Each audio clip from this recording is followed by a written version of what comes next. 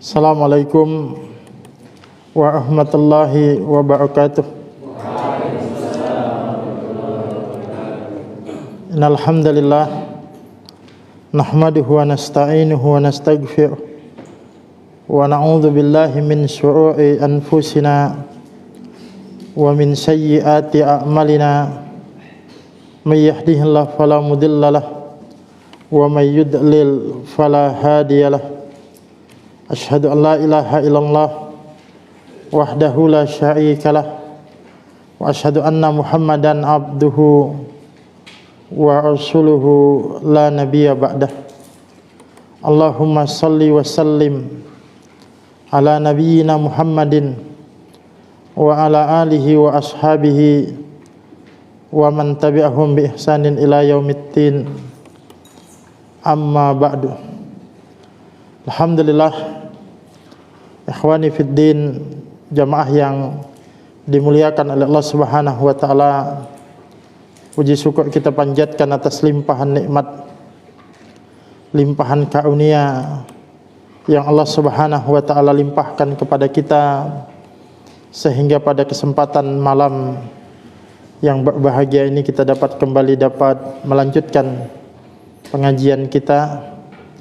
Tak lupa salawat dan salam semoga senantiasa dilimpah curahkan kepada Nabi kita Nabi Muhammad sallallahu alaihi wasallam, keluarga, sahabat dan pengikut-pengikut beliau, umat-umat beliau yang tetap teguh, tetap istiqamah, dan semoga kita tak masuk di antara umat-umat beliau yang istiqamah tersebut. Ikhwan fiddin yang dimuliakan oleh Allah Subhanahu wa taala, jika sebelumnya kita sudah pernah membahas tentang makna kejahiliahan, kejahiliahan sebagaimana kita pernah jelaskan bahwa jahiliyah itu dimaknakan ada dua makna.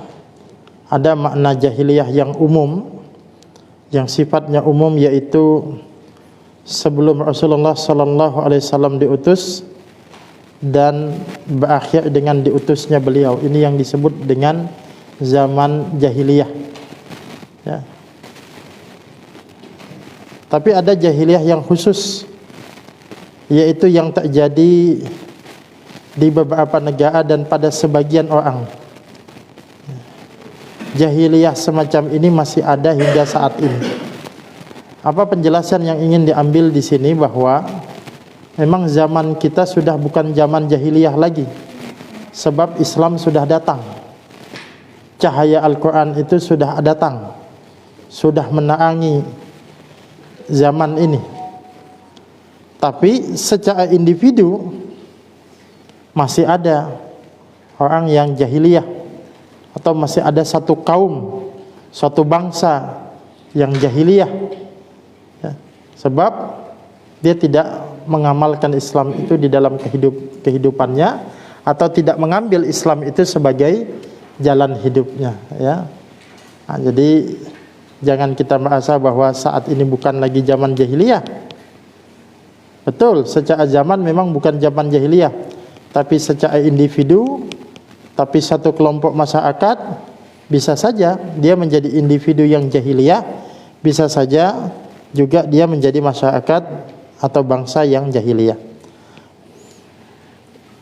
Nah, jamaah yang dimuliakan oleh Allah Subhanahu wa taala, kita kemudian melanjutkan setelah bab atau pembahasan tentang jahiliyah, membahas tentang kefasikan. Nah, kita mungkin sudah sering juga mendengar ada istilah fasik kok. Fasik itu apa sih? Kan kita sering mendengar ada nifak, ada syirik, ada kufur, ada fasik. Nah, fasik ini apa? Nah, ini yang malam ini insyaallah kemudian coba kita kenal sedikit tentang apa itu yang disebut dengan fasik. Fasik, al-fisku itu secara bahasa maknanya adalah al-khuruj yang artinya adalah keluar. Ya. Atau secara istilah yang dimaksud adalah huwal khariju an taatillah. Ya. Yakni keluar dari ketaatan kepada Allah Subhanahu wa taala. Jadi fasik itu, makanya kan kalau secara sederhananya kita sering mendapatkan penjelasan bahwa fasik itu adalah orang yang berbuat, atau fasik itu adalah perbuatan maksiat.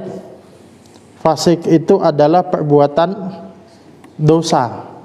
Misalnya itu orang fasik itu, maksudnya orang yang banyak suka berbuat maksiat, suka berbuat dosa. Nah, kemaksiatan itu kan keluar dari ketaatan. Ya.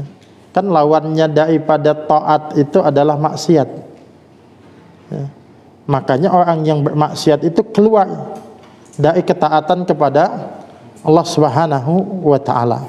Nah, jadi gitu. Jadi fasik itu ya tidak salah juga kalau dalam bahasa keseharian kita adalah orang yang berbuat maksiat. Ya, karena orang yang berbuat maksiat itu sejatinya adalah orang yang keluar dari ketaatan kepada Allah Subhanahu wa taala. Hanya saja nanti kalau kita mendapati penjelasan di dalam Al-Qur'an, makna fasik itu keluar dari ketaatan kepada Allah itu ada dua jenis, atau boleh juga kita katakan ada dua tingkatan. Yang pertama adalah kefasikan yang bisa menyebabkan pelakunya itu kufur atau murtad, keluar dari agama ini. Artinya ini kefasikan yang sudah sifatnya besar, fasik akbar. Dia bukan maksiat biasa, tapi maksiat yang menyebabkan pelakunya itu bisa jadi dihukumi keluar dari Islam, karena tingkat kemaksiatannya yang tinggi. Nah, di antara kalimat fasik itu adalah bisa kita dapati di dalam surah Al-Kahfi. Surah Al-Kahfi, surah keberapa Al-Kahfi? 18, ya. Ayat yang ke-50, ya. Ini kan ketika Allah Subhanahu wa taala memerintahkan para malaikat termasuk iblis di dalamnya untuk sujud kepada Adam. Wa id qulna lil malaikati isjudu li adama fasajadu illa iblis. Dan ingatlah ketika kami berkata kepada para malaikat, sujudlah kamu ya kepada Adam. Fasajadu, semuanya sujud, illa iblis, kecuali iblis. Nah, siapa iblis itu? Ya, kana minal jinni, dia adalah golongan jin. Apa kalimat selanjutnya? Fafasaqan amri rabbih, dia telah berbuat fasik, ya, berbuat kedurhakaan kepada Tuhannya, ya. Nah, jadi kalau di sini disebut iblis itu fasik, tapi kefasikan yang dimaksud bukan kefasikan biasa, ya. Tapi kefasikan di sini adalah kefasikan yang besar, karena di dalam ayat yang lain iblis itu kan aba wastakbara wa kana minal kafirin, dia itu enggan, ya, lagi menyombongkan diri dan termasuklah dia orang kafir. Nah, jadi ya kefasikan di sini yang dimaksud berbuat fasik di sini adalah berbuat kekufuran. Ya, kefasikan yang dimaksud adalah berbuat kekufuran. Nah, kemudian kita juga akan mendapati makna fasik, tapi maknanya di situ adalah kekufuran. Itu boleh dibuka di dalam surah As-Sajdah ayat yang ke-20, ya. Sajdah ayat yang ke-20. Surah ke berapa itu? 32 ya.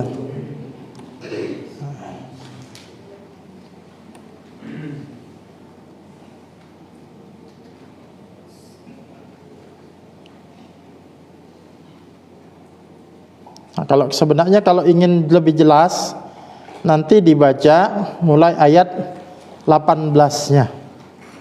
Ada yang hafal soal sejadah. Afaman kana mu'minan kaman kana fasikon la yastawun.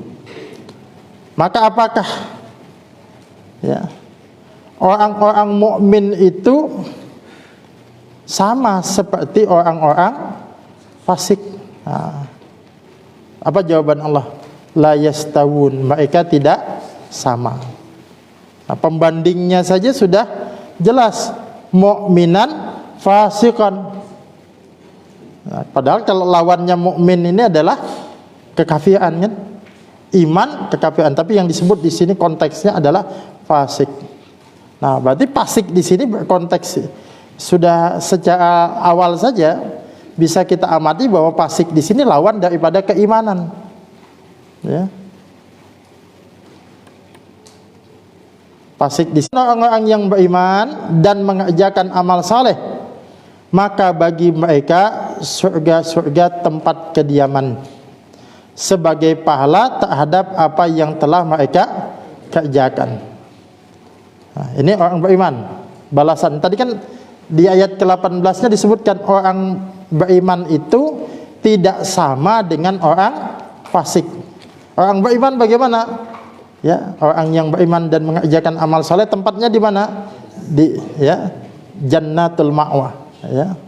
Di surga. Adapun orang kafir, orang fasik, ya di dalam ayatnya orang fasik apa di situ? Wa ammal ladzina fasaku fama'wahumun nar.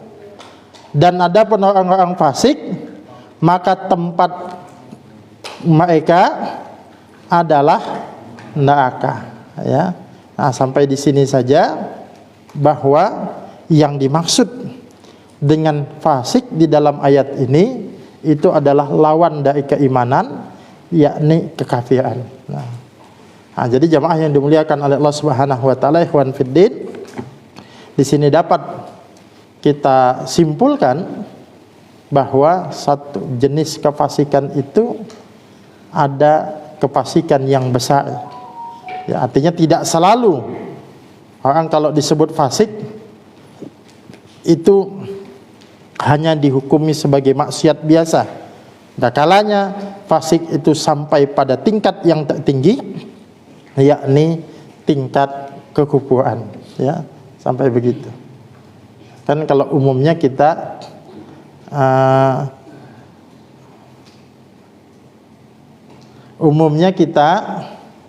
mengenal fasik itu hanya perbuatan dosa dan perbuatan maksiat saja. Tapi yang dimaksud di sini ada kalanya makna fasik sekalipun itu maknanya adalah sampai kepada tingkat kekafiran. Nah, itu jenis yang pertama ya. Fasik yang menyebabkan pelakunya keluar dari agama atau fasik yang sampai pada tingkatan yang besar.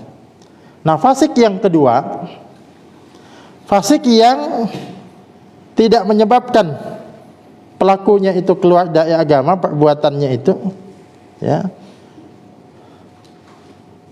Nah, oleh sebab itu orang yang bermaksiat, berbuat dosa tapi bukan dosa kekafiran, itu juga disebut sebagai fasik.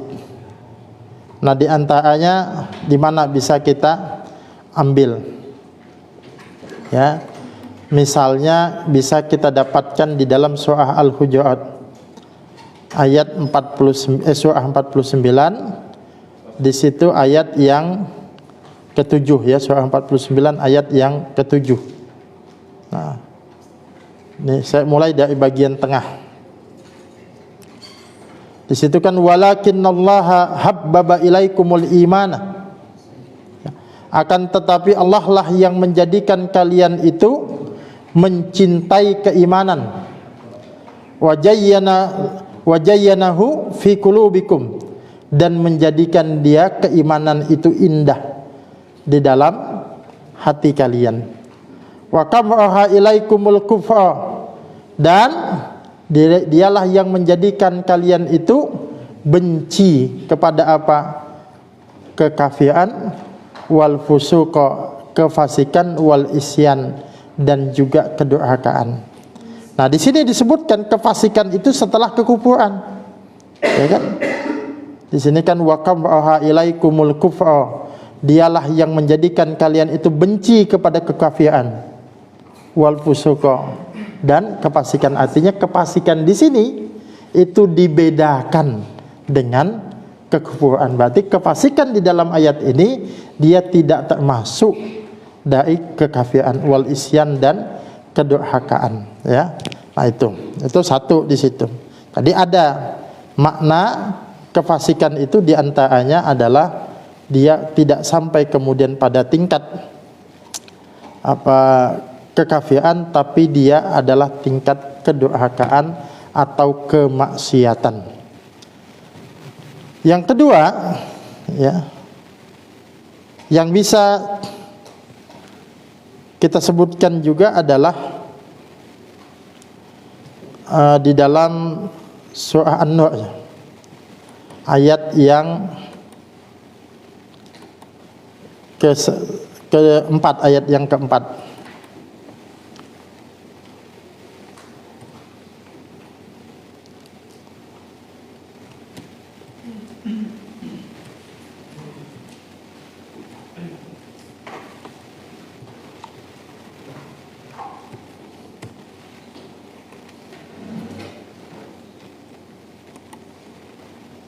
Surah ke-24 ayat yang keempat.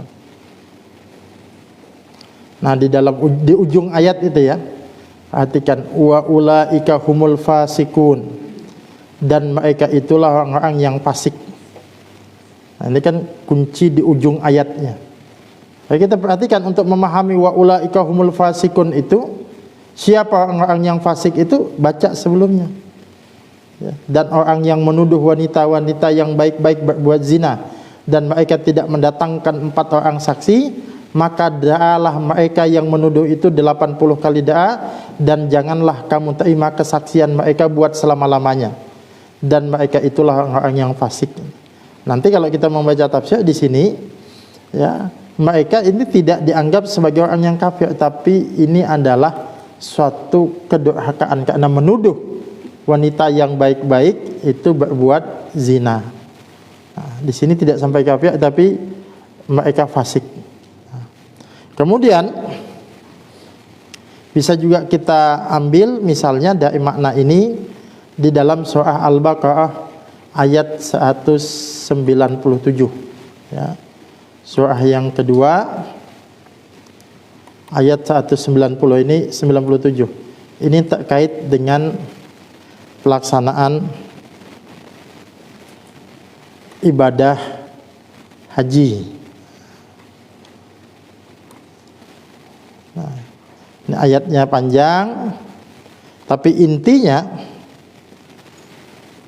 ada 3 yang dilarang bagi orang yang sedang melaksanakan ibadah haji dalam ayat ini.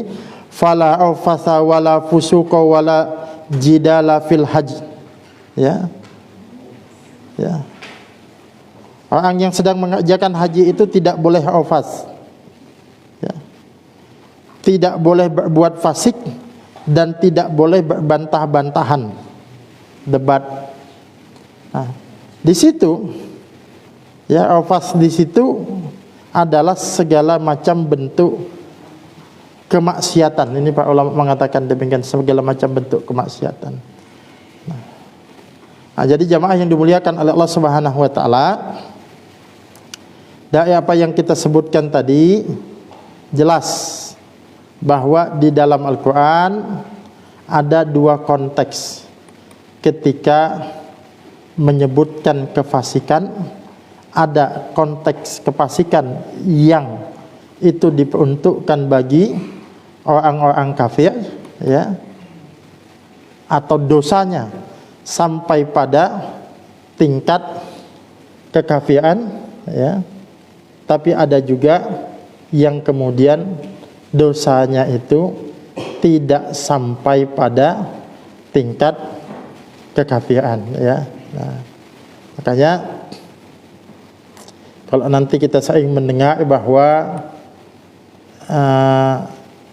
ini dia termasuk orang yang fasik, nah kita lihat konteksnya, ya. Kita melihat konteksnya.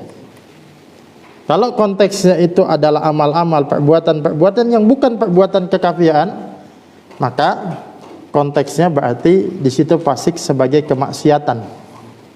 Tapi kalau kemudian konteks fasik itu adalah memang perbuatan kekufuran, maka itu berarti kafir. Nah, ini misal di dalam satu hadis juga, hadis riwayat Imam Bukhari dan Muslim, ya. Kata Nabi, sibabul muslim fusukun, ya, wa qitaluhu kufrun. Mencela seorang muslim itu adalah kefasikan, dan memerangi mereka adalah kekafiran, ya. Tentu tidak dimaknai bahwa yang dimaksud di sini fasik ini adalah keluar dari ketaatan kepada Allah, maknanya adalah keluar dari agama, tidak. Tapi sibabul muslim fusukun, mencela seorang muslim itu kefasikan, itu maksudnya adalah kemaksiatan, dia termasuk dosa besar. Wa qitaluhu kufrun, dan memeranginya adalah kekufuran. Nah, ini jamaah yang dimuliakan oleh Allah Subhanahu wa taala. Nah, jadi kalau sebenarnya, ya, kita melihat nanti segala macam jenis perbuatan-perbuatan dosa itu memang ada tingkatan-tingkatannya. Sebagaimana iman itu juga punya tingkatan-tingkatan, ya. Contoh, kita bahkan sudah membahas tentang kesyirikan. Kesyirikan ada beberapa macam secara umum, dua, syirkul akbar dan syirkul asghar, ya.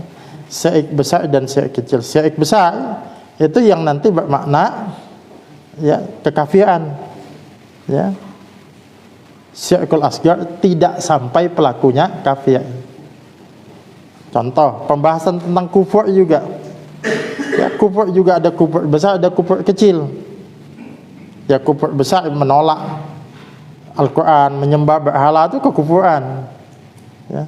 Tapi kufur kecil, kufur nikmat, tadi memerangi orang mukmin, tadi wa qitaluhu kufrun, itu juga ada.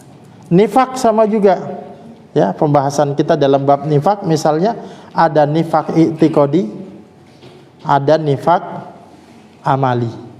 Apa nifak i'tiqadi itu? Nifak yang memang secara keyakinan dia itu nifak.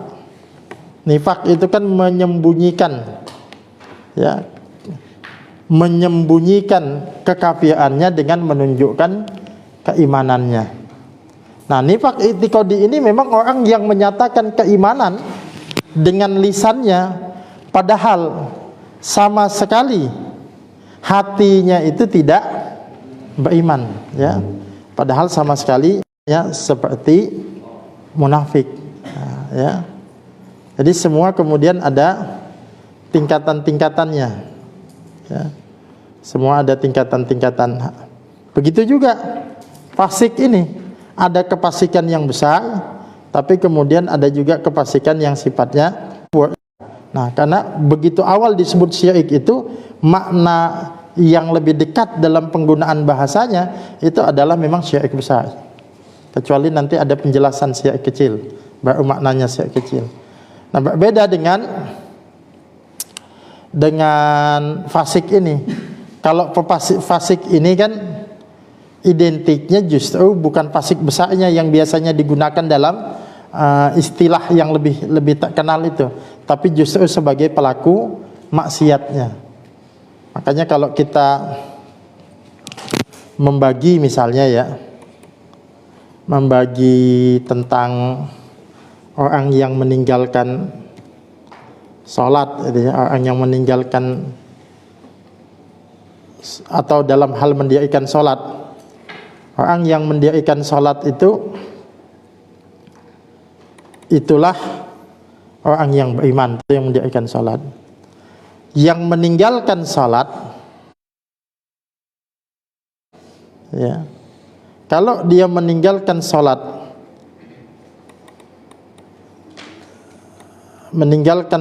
karena pengingkarannya kepada sholat tersebut, maka dia ini kafir.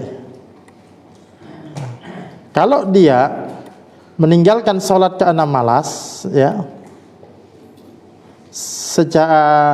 sebagian ulama menganggap dia tidak sampai kafir, tapi dia fasik. Yang dimaksud fasik di sini adalah ahli maksiat. Nah, saya pernah membuat satu catatan ya tentang, tak saya cari itu.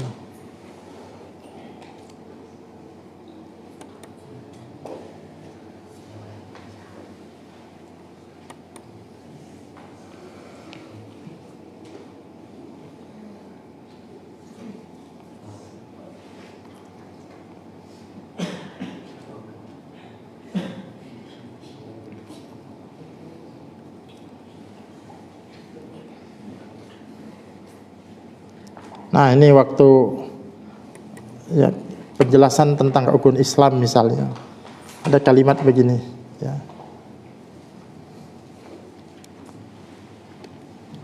Nah, ini kita coba pahami dulu makna tentang rukun Islam yang hadis buniyal Islamu ala khamsin. Itu Islam dibangun di atas 5 perkara itu. Barang siapa yang menerima dan menegakkan kelima pondasi tersebut dalam dirinya, maka tegaklah agama Islam tersebut dalam dirinya, ya. Syahadat, salat, zakat, puasa, dan haji. Siapa yang menerima, mengakui kelima hal ini dan melaksanakan, ya, menegakkan kelima hal ini, maka tegaklah agama di dalam dirinya. Dan barang siapa, yang kedua, dan siapa saja yang secara terang-terangan menolak atau mengingkari salah satu saja dari kelima pondasi tersebut, maka robohlah bangunan agama dalam dirinya dan dia kafir. Ini rukun Islam 5. Satu saja diingkari, ya, satu saja diingkari, artinya dia menafikan sholat, menafikan puasa, atau menafikan haji misalnya, ya, artinya mengingkari di dalam hatinya, maka roboh bangunan agama itu dan dia dihukumi sebagai kafir. Yang ketiga, adapun orang yang melaksanakan kelima pondasi tersebut namun hanya sebatas formalitas saja, laksanakan dia, ya, dia melaksanakan tapi sebatas formalitas, sebenarnya hatinya itu mengingkari, maka orang semacam ini termasuk orang apa? Munafik, ya. Dia menjalankan sholat, bahkan dia puasa, bahkan mungkin haji, tapi ini semua formalitas, di dalam hatinya ada pengingkaran, maka orang semacam ini munafik.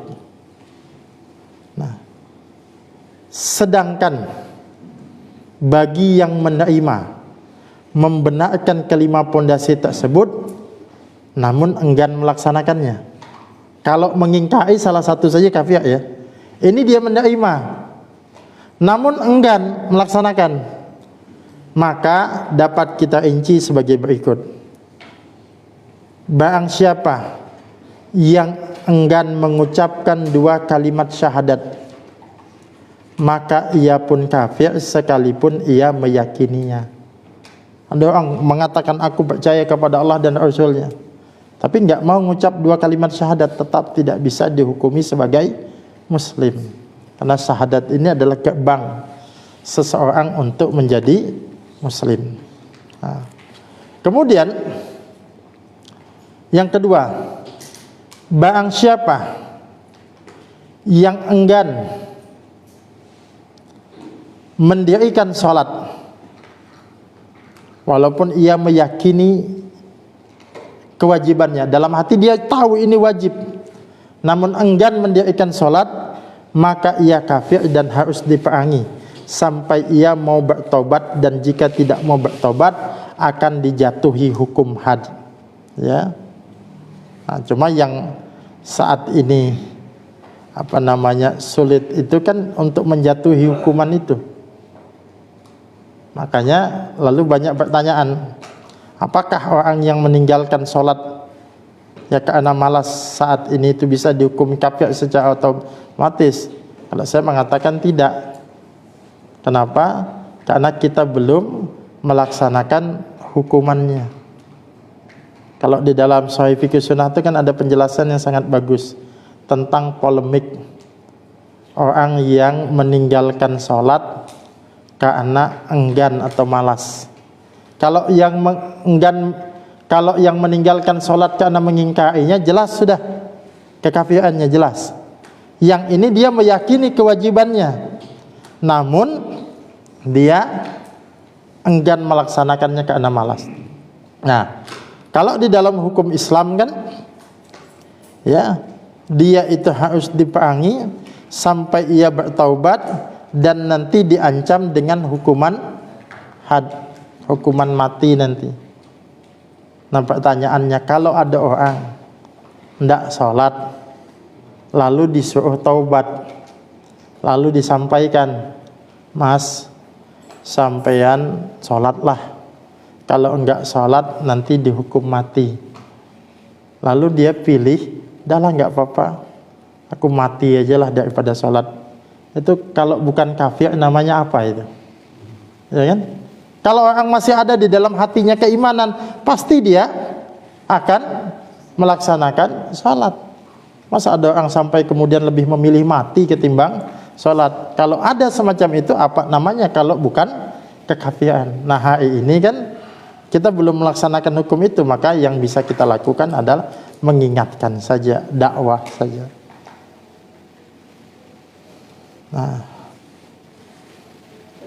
Nah, ini yang saya maksud, nanti ada kalimat fasik. Barang siapa yang enggan membayar zakat tanpa mengingkari kewajibannya, artinya dia tahu zakat itu wajib, tapi dia enggan membayar zakat, maka ia adalah orang fasik dan akan diperangi sampai ia mau membayar zakat. Ya.